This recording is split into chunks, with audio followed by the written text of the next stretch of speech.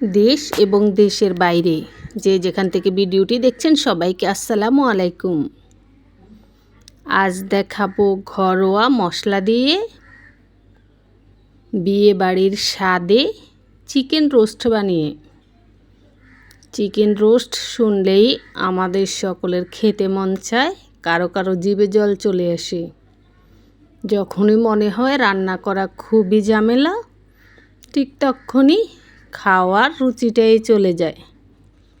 এতটা কঠিন মনে করে অনেকে চিকেন রোস্ট বানানো। বন্ধুরা, আজকে আমি ঘরোয়া মশলা দিয়ে সহজ করে আপনাদেরকে চিকেন রোস্ট বানিয়ে দেখাবো। আশা করছি সকলের ভালো লাগবে। ভালো লাগলে চ্যানেল সাবস্ক্রাইব করে সাপোর্ট করবেন। চিকেন রোস্টের জন্য চিকেনটা যেভাবে নেয় আমি সেভাবে নিই। আমি আজকে রেগুলার সাইজ করে এখানে নিয়ে নিছি 60 টুকরো মুরগির মাংস। এটা হচ্ছে ব্রয়লার মুরগির মাংস। ব্রয়লার মুরগির মাংস 1 ঘন্টা নর্মাল পানিতে ভিজিয়ে রেখেছি। তারপর খুব ভালো করে কয়েকবার ধুয়ে নিচ্ছি। তারপর পানি ঝরিয়ে নিচ্ছি। পানি ঝরানো এই মাংসের মধ্যে এখন 1/2 চা চামচ লবণ দিয়ে দিছি। দিয়ে লবণটাকে খুব ভালো করে মাখতে হবে, যাতে করে প্রত্যেকটা টুকরোর মধ্যে ভালো করে লবণটা লাগে। এভাবে মেখে নেওয়া শেষ। এবার আমি ঢাকনা দিয়ে ঢেকে 10 মিনিটের জন্য রেস্টে রেখে দিচ্ছি। চিকেন রোস্ট রান্না করার জন্য ঘরোয়া মশলা রেডি করে নিচ্ছি। দেখুন, নিয়ে নিচ্ছি এখানে মেজারমেন্ট কাপের 4 ভাগের 1 ভাগ পেঁয়াজ বাটা। 1/2 কাপ পেঁয়াজ কুচি বাটার পরে এতটুকু হয়। নিয়ে নিচ্ছি 1 টেবিল চামচ রসুন বাটা, 1 টেবিল চামচ আদা বাটা। মাংস যতটুকু সেভাবে মশলাটা নিতে হবে। আচ্ছা, নিয়ে নিচ্ছি এখানে 1 টেবিল চামচ হবে, এখানে তো জমাট বেঁধে আছে, বাদাম বাটা। নিয়ে নিচ্ছি 1 কাপের 4 ভাগের 1 ভাগ টক দই। নিয়ে নিচ্ছি 2 চায়ের চামচ টমেটো সস, বা টেবিল চামচ 1 টেবিল চামচ নিলেও হবে। নিয়ে নিচ্ছি 1/2 চা চামচ লবণ। নিয়ে নিচ্ছি 1.5 চায়ের চামচ মরিচের গুঁড়া। ঝালটা আপনি যেরকম খেতে চান চিকেনের সেভাবে ব্যবহার করতে পারবেন। আমার মরিচের গুঁড়াটায় ঝাল কম, আমি 1.5 চায়ের চামচ নিলাম। নিয়ে নিচ্ছি 1 চায়ের চামচ ভাজা জিরার গুঁড়া। তাওয়ায় জিরা ভেজে তারপর পাটায় পিষে গুঁড়ো করে নিছি। নিয়ে নিচ্ছি 1/2 চায়ের চামচ গরম মশলার গুঁড়া। রাঁধুনির যে প্যাকেটের গরম মশলার গুঁড়াটা পাওয়া যায় সেটা নিচ্ছি। এবার নিয়ে নিচ্ছি 1 চায়ের চামচের মতো লেবুর রস। ছোট লেবুর 2 টুকরো লেবু থেকে আমি রস নিয়ে নিচ্ছি। মোট কথা আপনারা চায়ের চামচে মেপে 1 চায়ের চামচ নেবেন যদি এই পরিমাণ মুরগি হয়, আর বেশি মুরগি হলে সেভাবে বাড়িয়ে নেবেন। যদি আপনি দোকানের কেনা দই ব্যবহার করেন সে টক দই কিন্তু অনেক টক থাকে, সেক্ষেত্রে লেবুর রস দেওয়া লাগবে না। বা আপনি চেক করে দিবেন দইটা কেমন টক, টক বুঝে একটু লেবুর রস দিলে দিবেন। আমার টক দইটা বাসায় তৈরি ছিল, কোনো টক নেই, তাই আমি এখানে 1 চায়ের চামচ লেবুর রস ব্যবহার করেছি। এবার দিয়ে দিচ্ছি প্রায় 1/2 কাপের মতো পানি। মোট কথা মশলা এভাবে মেখে নিতে যতটুকু পানি লাগে ততটুকু দিতে হবে। তারপর খুব ভালো করে সমস্ত মশলা একসাথে মিশিয়ে নিচ্ছি। এবার মশলাটা ঢাকনা দিয়ে এক সাইডে রেখে দিলাম। এদিকে দেখুন, আগে থেকে যে লবণ মেখে মুরগির মাংস রেখেছি সেটা এখন রোস্ট করার জন্য রেডি। এই দেখুন, মুরগির মাংসের কালারটাই বদলে যায় লবণ মেখে রাখলে। এবার চলুন রোস্ট রান্না করে দেখাচ্ছি। নিয়ে নিচ্ছি সয়াবিন তেল। যারা সরিষার তেল খেতে পছন্দ করেন নিতে পারবেন, কোনো অসুবিধা নেই। তো এখানে আমি প্রায় 1/2 কাপের মতো সয়াবিন তেল নিয়ে নিছি। আমি আড়ঙের ঘিটা খাই, সেখান থেকে দিয়ে দিচ্ছি এই তেলের সাথে আমি 1 চা চামচ ঘি। তেলের সাথে 1 চা চামচ ঘি দিলে এই তেলে যত কিছু ভাজবো মনে হবে যে ঘি দিয়ে ভাজা হয়েছে। আচ্ছা দেখুন, ঘিটা গলে তেলটা যখন গরম হয়ে গেছে, এই পর্যায়ে দিয়ে দিচ্ছি আমি মেজারমেন্ট কাপে হাফ কাপ পেঁয়াজ কুচি। পেঁয়াজটা তেলের মধ্যে দেওয়ার আগে হাত দিয়ে ভালোভাবে এভাবে কষলে দিবেন, তাহলে পেঁয়াজটা পাডে পাডে খোলে। মানে আমরা কাটার পরও তো পেঁয়াজ মিশে থাকে, তো এভাবে ঝুরঝুরে হবে। এবার চুলার আঁচ মিডিয়ামে রেখে অনবরত নাড়াচাড়া করে পেঁয়াজের বেরেস্তা বানিয়ে নিচ্ছি। নাড়তে নাড়তে ধীরে ধীরে দেখবেন খুব সুন্দর কালার আসতে শুরু করবে। যখনই দেখবেন আপনি সবগুলো পেঁয়াজে গোল্ডেন খুব সুন্দর কালার চলে আসছে, তখন চুলার আঁচটা সাথে সাথে লো করে দিবেন।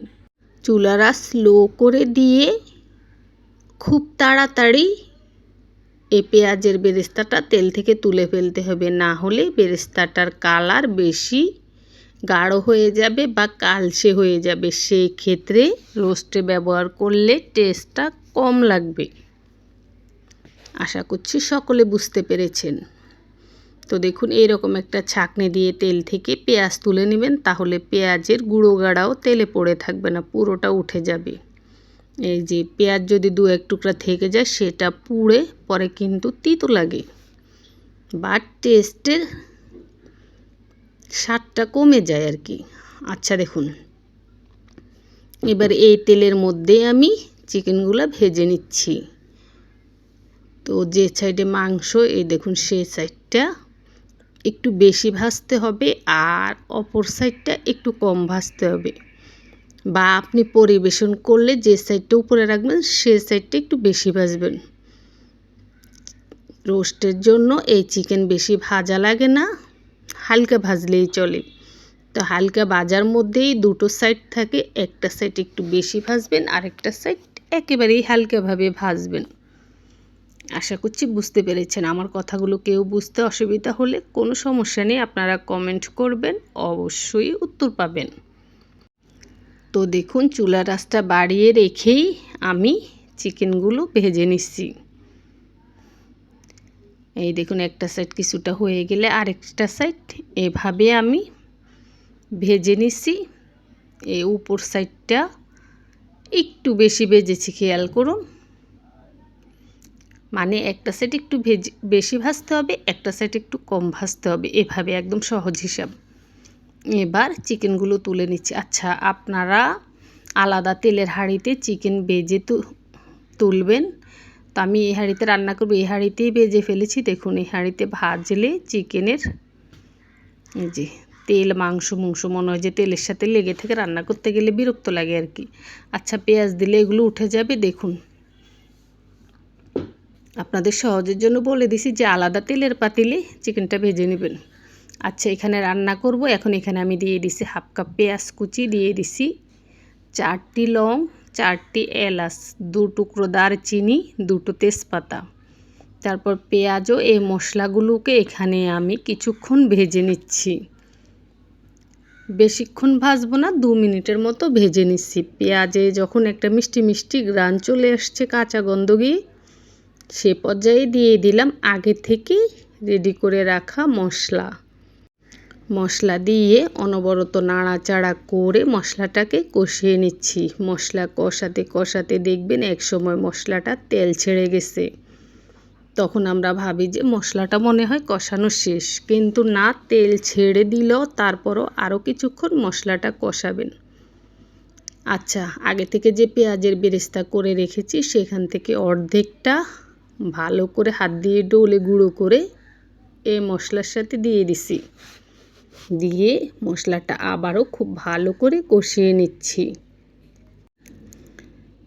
এই দেখুন, মশলা কষানোর টাইমে চুলার আঁচটা রাখবেন মিডিয়ামে, আর চুলার কাছে দাঁড়িয়ে থেকে অনবরত নাড়াচাড়া করে কষাবেন। মশলাটা কষানো ভালো হলেই আপনার রোস্ট ভালো হবে।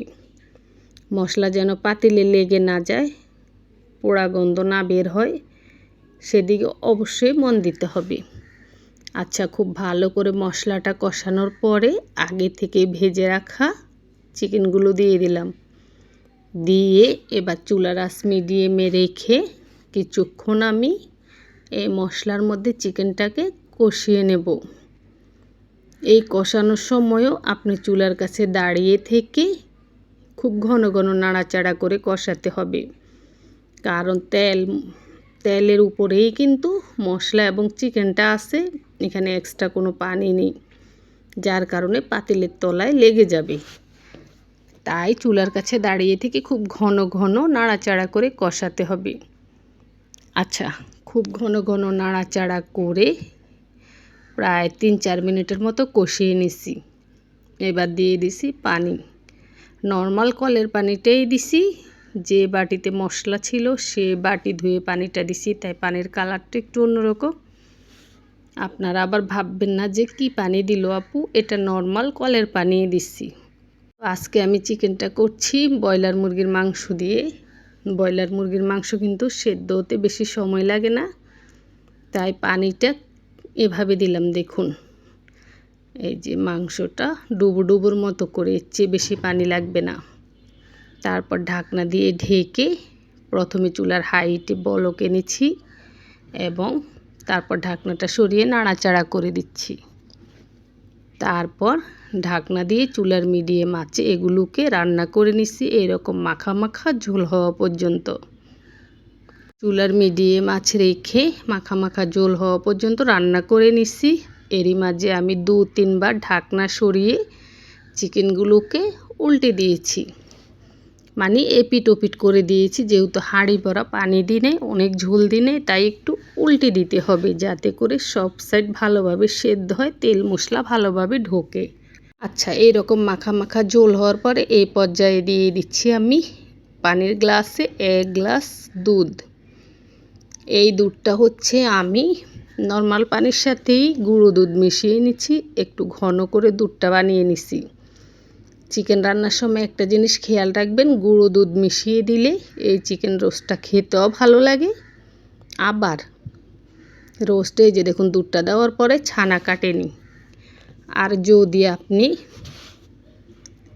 গরুর দুধ দিতেন তাহলে এখন দেওয়ার সাথে সাথে ছানা কেটে যেত, কারণ এখানে লেবুর রস ব্যবহার করেছি বা টক দই ব্যবহার করেছি, তার জন্য। দুধটা দেওয়ার পরে দিয়ে দিছি আমি 1 চা চামচ চিনি, দিয়ে দিছি আগের বাকি অর্ধেকটা বেরেস্তা ছিল পেঁয়াজের, সেটা হাত দিয়ে কষলে গুঁড়ো করে দিয়ে দিছি। 10টির মতো কাঁচামরিচ, কাঁচামরিচগুলোর নিচ থেকে একটু ভেঙে দিছি। আর দিয়ে দিছি আরও 1 চা চামচ ঘি। মোট আমি এইটুকু চিকেনের মধ্যে 2 চা চামচ ঘি ব্যবহার করেছি। প্রথমে পেঁয়াজ ভাজার সময় 1 চা চামচ, আর রান্নার শেষে 1 চা চামচ, 2 চা চামচ। আচ্ছা, সব কিছু দেওয়ার পরে নাড়াচাড়া করে মিশিয়ে নিছি। এবার দিয়ে দিচ্ছি আমি কেওড়া জল। এই দেখুন 1/4 চা চামচের চেয়েও কম কয়েক ফোঁটা কেওড়া জল দিলাম। যদি আপনার বাসায় থাকে এখানে কয়েক ফোঁটা গোলাপ জলও দিতে পারেন। কেওড়া জলটা দিলে চিকেন থেকে শাহি সেই ঘ্রাণ আসবে। হোটেল, রেস্টুরেন্ট বা বিয়ে বাড়ির চেয়ে অনেক বেশি স্বাদ হবে আজকের এই চিকেনটা।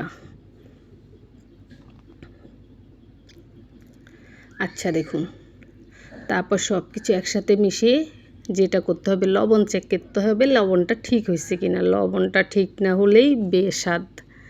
তো লবণটা ঠিক হয়েছিল। আমি ঢাকনা দিয়ে ঢেকে আরও কিছুক্ষণ রান্না করে এই দেখুন এরকম মাখা মাখা জ্বলে আসা পর্যন্ত রান্না করে নিছি। নেওয়ার পরে এবার ঢাকনাটা সরিয়ে সব কিছু মিলিয়ে নিছি। এইরকম ঝোল থাকতেই চুলাটা নিভিয়ে দিলাম, কারণ এটার যখন তাপ কমবে আরও বেশি ঘন হয়ে যাবে। চুলা নিভিয়ে ঢাকনা দিয়ে ঢেকে 5 মিনিট রেখে দিছি। ঠিক 5 মিনিট পরে ঢাকনাটা সরিয়ে নিছি। এই দেখুন কিছুটা তাপ কমেছে, কিন্তু এখনও পুরাই গরম। তো সময় কম, ঠান্ডা করা আর সময় নেই, ভিডিওটা ছাড়তে হবে। আমি এই গরম গরম অবস্থাতেই আপনাদেরকে দেখাচ্ছি বাটিতে নিয়ে। খেয়াল করুন চিকেনটা আলহামদুলিল্লাহ আল্লাহর রহমতে খুব ভালো হয়েছে, আর এটা খেতে অনেক বেশি মজা হয়েছে।